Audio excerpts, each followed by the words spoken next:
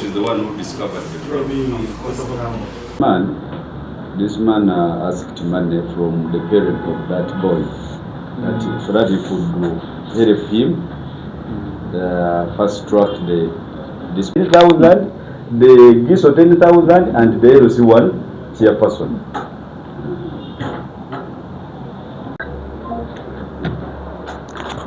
The IO, which office, Crime Intelligence or CID? CID. I contacted.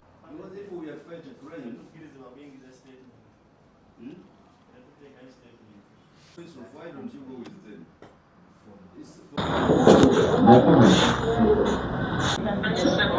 Kakati.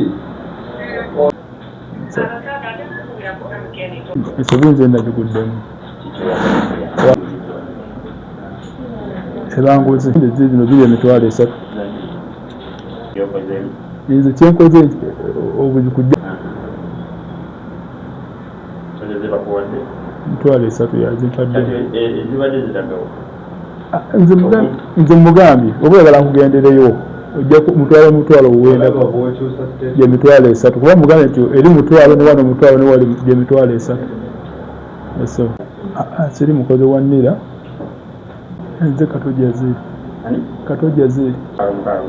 tebajjaako ssente nadi nze oli mugambye nze okugendera kuba toyagala kugendayo ojja kumpa emitwalo 3 ati nze mbadde ku dduuka wenkolera bwekyo wekiriwo era kyobola nze n'omwana waneeno nze naye direct waneeno nze kennyini nze ndigye naye bwekyo wekiri kati kyatandise eggulo lwabadde eggulo sister wangi anti kati ono omusiraamu yabadde amusayiningidde wali ye nga yeeyise GISO.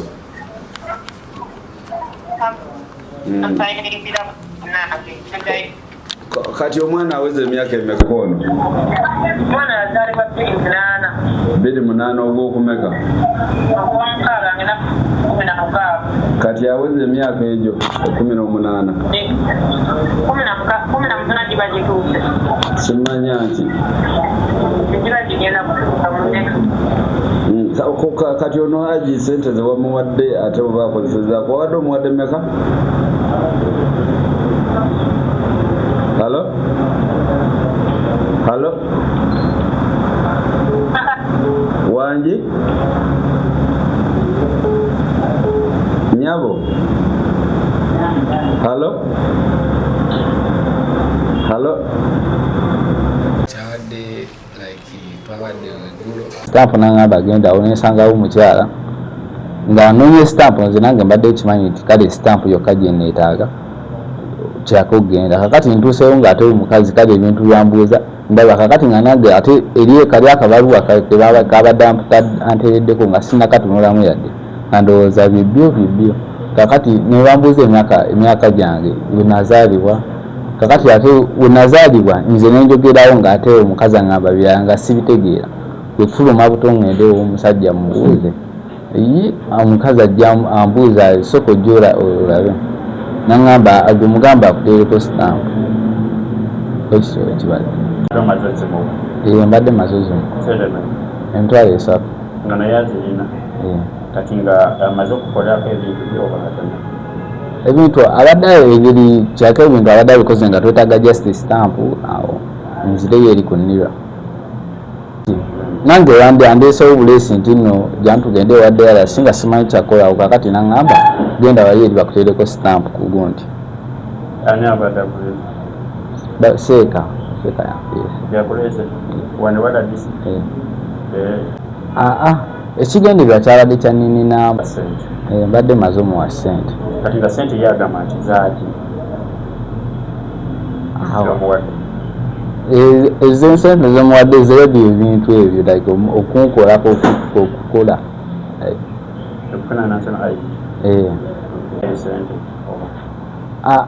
ate ekyo sigyenkola naye namala okufuuka sisita okufuuka mukwano gwange yangulako poloti ewamala kati ye yenna alonga yenze kano tutakafuuka nga baluganda kati we yali atambula ng'ayagala omwana oli omutafu nenina enamba nemugamba nedda nze nyimanyi okubinyigaano ku sita 216 sobola okukebererako bwekitibwa kiri ow'ekitiibwa era nina enamba ya mwana oli omuwala omuto zawedde nanyizaawo nenyiga mu mayinini ne bandeetera nina enamba y'oli omwana negimuwa saamusabye ssente tebannamusaye zino yazimuwadde n'azinkwasa sisita ye yaziwadde ono n'azireeta oba ye ali kukyama nabagale mukeere ku makya mugendewo nga lanyi tannaba kubeera nnene chairman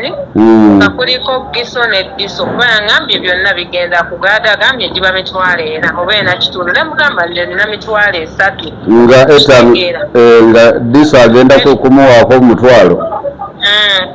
Diso ne chairman ne Diso omutwalo ne chairman Erosi 1 zonna awamu n'omuwa mitwalo 3 ate yo naamuwaayo mmeka ono kato oyo kato nja muwaayo omutwalo mwana wo so ziri wabadde omuwadde zaabali naye ye yabikozeeko mu nnyini nga bali tabawadde awa Giso ye yeesayiningiddeko sikinaako buzibu kasita manfunye ebintu ebigenda nga bituufu kuba kati ebintu yabinkoleddeko nangamba muwana teyeetagisa bbaluwa yerusi tutuuse wano gagamba oyo omwana mukulu yeetagisa bbaluwa yerusi senga yabikozeeko yakitegedde ate bulijjo abikolako yabikoleddeko ddala omwana agenda kudda abadde akola ku bintu bingi ne ku bantu abalala bangi kati ajja kaakati mukulu kato tumukutte olw'obufere okwagala ogulirira ofiisi ya RDC abadde agulirira Diso ne Giso tumukutte era ogenda kujja ku poliisi wano Nansa naawe owandiike statement tumukutte kati agenda ku ofiisi agenda ku poliisi bino ebintu tetusaba nguzi tetulina sente zetusaba okuyamba bannayuganda so abadde amenye etteeka bw'atandise okugulirira abantu mu ofiisi ya RDC tumukutte bampita Aisha Nakimuli ambeera Nansana kati namanya mwami Kato oyo ng'ayambako okufunira abantu passport kati ku Mande namugamba nti nja kuleeta mwannyinaze njagala akole national ID nambuuza nira ogimanyi weeri nemugamba simanyiiwo nangamba nti eri wali Naluvule kati nga njagala ebbaluwa ya chairman RDC ne Giso kati nze mu kusooka nagenze nga sibirina nga bangamba nti abaana ato tebazisaba kuba noyooli mbadde sikoze eki sigitutte ntuuse eyo nga bakituufu bagisaba nemukubira essimu nemugamba mulongo njagala ebbaluwa eyaki eya RDC eya Giso ne Diso ne chairman nangamba muweereza omwana akole ki amulagirire wa chairman nange nensindika omwana nakola ki natuuka ku dduuka nemukubira essimu nemubuuza omwana omulabye nti ye nangamba nti Giso yeetaaga omutwalo ne Diso omutwalo ne chairman 15,000 kati byonna nga biwangamu emitwalo 4 n'ekitundu naye omwana mbadde muwadde emitwalo 4 kati nemugamba nti omutwalo nja kukola ki nja gukuwa mulekere mu transport amukola ki amukomyawo kuba ezo zokka ze mbadde ninawo kati nangamba kale era omwana nemusindika era najja nesigala nga nkyali eri kunnira n'oli omuto genza okuwulira nga essimu enkubirwa abangamba nti weetaaga okusayiningira Ronald omumanyi nga mbagamba ye gwe maama we nemugamba nti ye weetaaga okumusayiningirako wano eno ku papulazi nenziramu nemugamba nti kamalirize ono omwana sirina wensobola kikwasaganya ndyoke nzije nemugamba tusobola bikola byonna kuba nze mbadde mpaddeyo ssente byonna nga nkola ki nga mbyetaaga omwami nangamba nti sisobola kati ngenza okuddamu okulya ngamba mwami Kato tumukutte nga afojinga emikono gya gavumenti abbisa ofiisi za gavumenti okufojinga emikono era n'omutabani gwobadde omuwadde naye tumulina wano wa RDC era ne mukulu Kato tumututte ku poliisi nange nensitukiramu nga bwe mundaba nenzija ndabe we gubadde mu linnya lyaffe ebintu tukola bya bwerere bannayuganda balina okufuna services mumira ku bwerere nga tewali sente n'emu gye basasudde era tumukutte ojja kujja ku poliisi naawe oyingize gundi yo omusango okay ne sente ez'enguzi zennyini z'abadde awaayo nazo zinakyazirina emitwalo 3 so mwewale ebintu bino ebyabakayungirizi bababba ne bavumaganya ofiisi zaffe nti ffe tubasaba ssente ffe tetusaba ssente ofiisi za gavumenti tetusaba ssente muve ku bano bakayungirizi sitampu ya bwereere kati olaba omwana amuwandiikidde information etali ntuufu byonna byatadde mu fayiro y'omwana si bituufu wandike statement kati omwana yali luddawo nkyamulina wano ku ofiisi ya RDC esangibwayo yo ofiisi ya RDC eri wano and the DISO. So where the DISO signs, this is the paper, where the DISO signs, this one told the boy to write forwarded. And the information which is here is not accurate.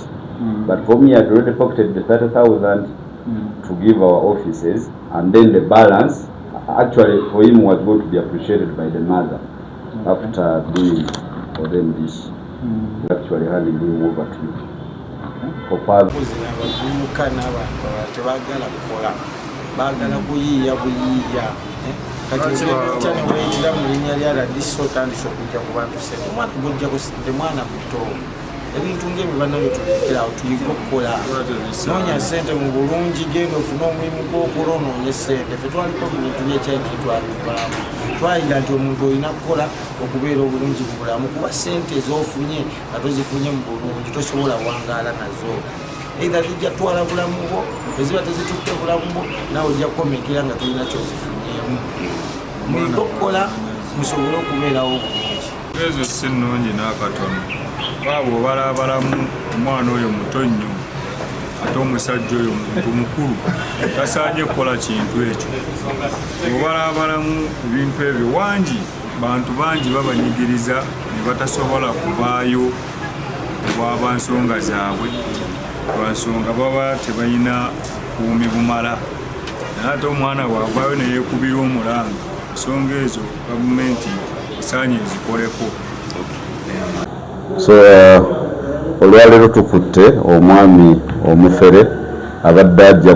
ku bantu ssente mwami Kato nga bwe nkitegeddeko abadde ajja ku bantu ssente nga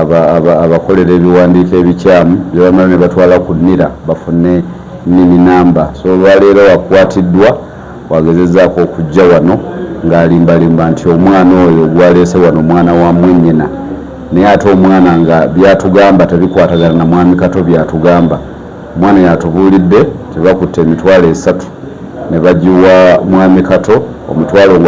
gwa chairman wa kitundu, omutwalo omulala nga gwa Giso, omutwalo omulala nga gwa Diso. Naye ate ng'omwami ye ssente taziwaddeyo kubanga zibadde zize naye nga yaliyimbye mwennyina woono omwana nti ssente za kumuyambako okugulirira Giso, Diso ne chairman LC1. So bino ebintu bibadde bigenda bibeerawo abantu baffe nga bakaaba. First of all bababbira wali kunnira omboga banguyizeeko oli agende mangu mu maaso bawaayo omutwalo bawaayo 5 bawaayo 2 kisinziira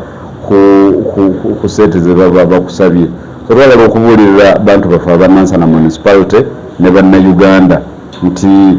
okufuna ndangamuntu tosooka kuwaayo sente. Ndangamuntu exercise yonna yabwerere okugenda okuwandiisa n'okutuuka ku lunaku lw'ojjayo ndangamuntu yo exercise yabwerere teri sente zowaayo. Then n'okujja mu ofiisi ya Diso sitampu eyo first of all wa Diso sitampu yabwerere ne wa Diso sitampu yabwerere tewali sente n'emu gye tusaba muntu kufuna sitampu zino. So twagala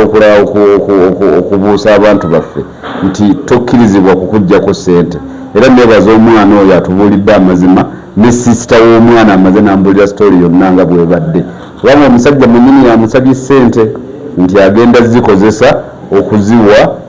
okuziwa Giso ne Diso ne chairman LC1. Then bw'aba amaliriza ye naye abadde agenda kusiimibwa nga bamuwaayo ng'amuwaayo emitwalo emirala 3.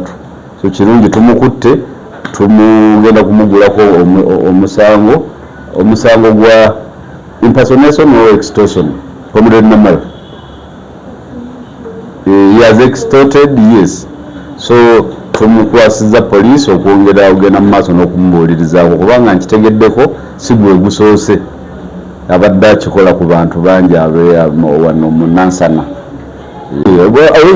Abo bonna tubamanyi we bali abeerimbika mu bintu bye batalina kukola ne babonyabonya abantu baffe nga bababba nga babafera. Tujja bakwata ate bwe tukwata tugenda kubanga tubatwala mu makomera, tujja kubalimandinga kooti ziba batandika okubavunaana.